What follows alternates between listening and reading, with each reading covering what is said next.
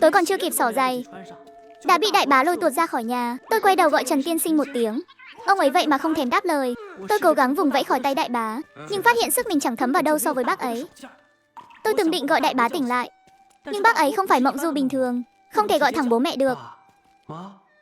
Hôm nay họ đều ngủ say như đang sốt rồi. Đây tuyệt đối không phải là trùng hợp, chắc chắn có vấn đề. Sau khi đại bá kéo tôi ra sân, gần như chẳng cần nhìn hướng mà cứ thế đi thẳng. Bàn tay bác ấy cứng như một chiếc còng số 8, khóa chặt lấy tôi không rời.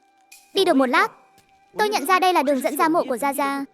Tim tôi bỗng thắt lại một nhịp, bởi vì tôi chợt nghĩ đến, đại bá vậy mà có thể kéo tôi ra khỏi nhà. Vậy thì 28 người khác giống bác ấy, liệu có đang làm điều tương tự không? Lúc đến mộ của Gia Gia, chỉ thấy vài người trong số 28 người kia.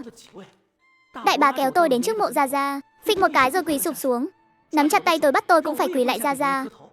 Tôi buộc phải quỳ xuống, cung kính dập đầu 3 cái trước Gia Gia. Sau khi dập đầu xong, bàn tay đại bá vốn nắm chặt lấy tôi bỗng nhiên buông ra. Sau đó bác ấy lại trở về như tối qua, đúng cái tư thế mà chúng tôi đã thấy, cúi đầu quỳ đó, bất động, cứ như là đã ngủ thiếp đi vậy. Lúc này bắt đầu có người lục tục đi tới, tất cả bọn họ đều nhắm nghiền mắt. Sau khi họ đến nơi, đầu tiên là quỳ xuống trước mộ Gia Gia dập đầu 3 cái, sau đó duy trì tư thế như đã thấy trước đó. Tôi đếm thử, tổng cộng có 28 người, cộng thêm đại bá là 29 người. Xem ra chỉ những ai động vào mộ Gia Gia mới tới đây.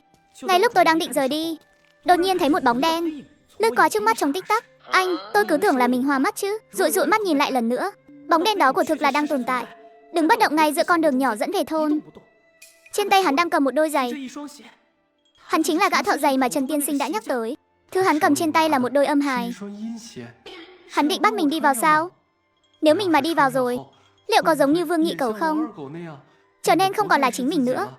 Phải làm sao đây? Chạy ư? Nhưng đường về thôn chỉ có duy nhất lối này. Nếu mình muốn chạy về thì bắt buộc phải đi ngang qua chỗ hắn.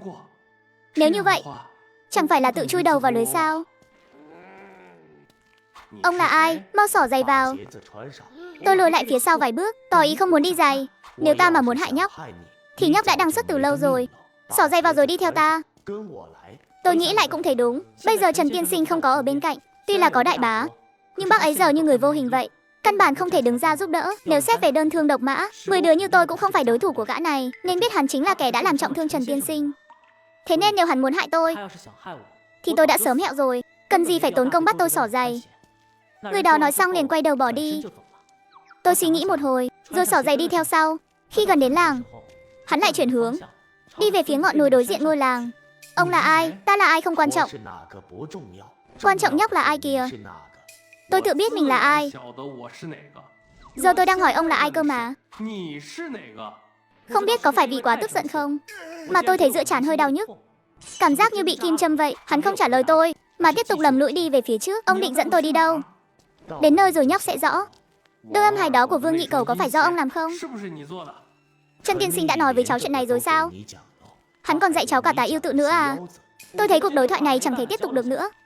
Tôi hỏi gì, hắn không những không trả lời, mà còn hỏi ngược lại tôi. Thật làm tôi tức muốn đăng xuất mà. Giữa trán tôi càng lúc càng đau nhức. Hắn dường như nhận ra điều gì đó, bất chợt dừng lại nhìn lên bầu trời. Không còn nhiều thời gian nữa, giao thứ mà Gia Gia cháu để lại đây. Tôi còn chưa hiểu ý hắn là gì, thì giữa trán truyền tới một cơn đau dữ dội, đau đến mức tôi phải nhắm mắt lại. Đến khi tôi mở mắt ra, thì đập vào mắt tôi là một cái đầu gà trống. Tôi và nó nhìn nhau chân chân, chẳng ai hiểu chuyện gì đang xảy ra. Con gà trống này lại mổ thêm một cái thật mạnh vào giữa trán tôi, đau quá. Phía sau con gà là Trần Tiên Sinh. Con gà trống lớn này là do chú ấy đang bế. Phía sau nữa là bố mẹ tôi, họ đang lo lắng nhìn tôi chân chối. Còn tôi thì đang ngồi giữa sân nhà mình. Trời, vậy mà đã sáng rõ rồi. Đã xảy ra chuyện gì vậy? Lạc mất hồn rồi.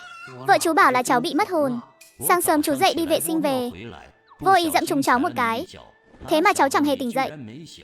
Lúc đầu chú cứ tưởng cháu ngủ say như đã đăng xuất, nên cũng không để ý lắm.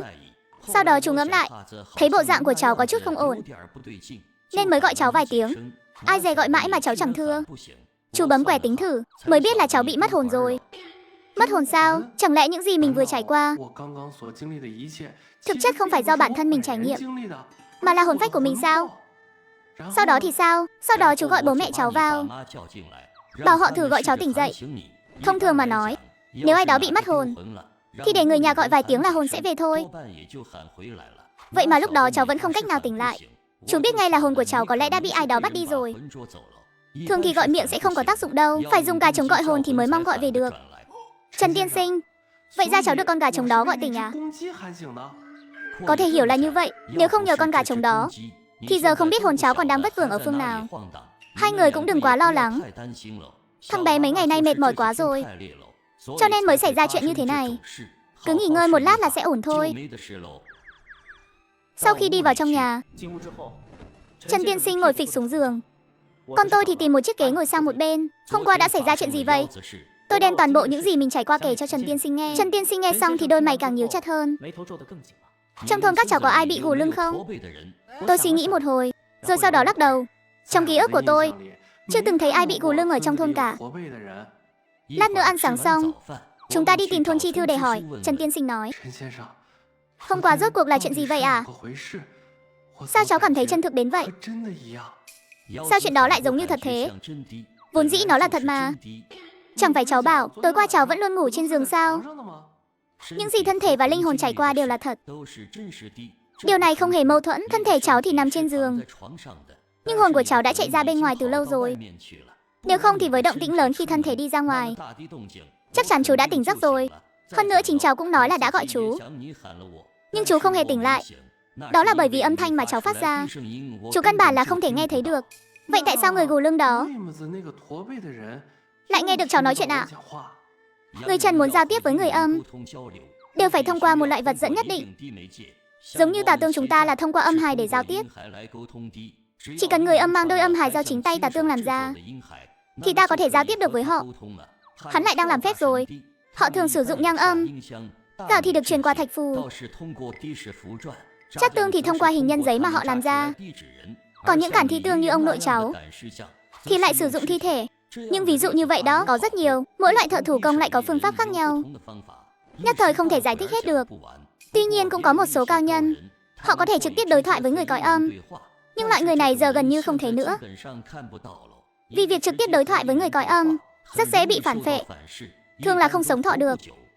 Vậy nên ông ấy nghe thấy lời cháu nói là vì cháu đã mang đôi giày mà ông ta đưa cho.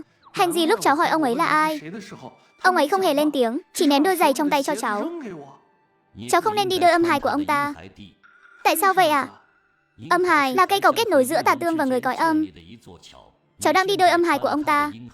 Ông ta có thể lên cầu giao tiếp với cháu bất cứ lúc nào. Không phải kiểu giao tiếp đơn giản, mà là có thể kéo cả hồn vía của cháu qua để đối thoại. Nghe đến đây tôi bắt đầu hoảng sợ.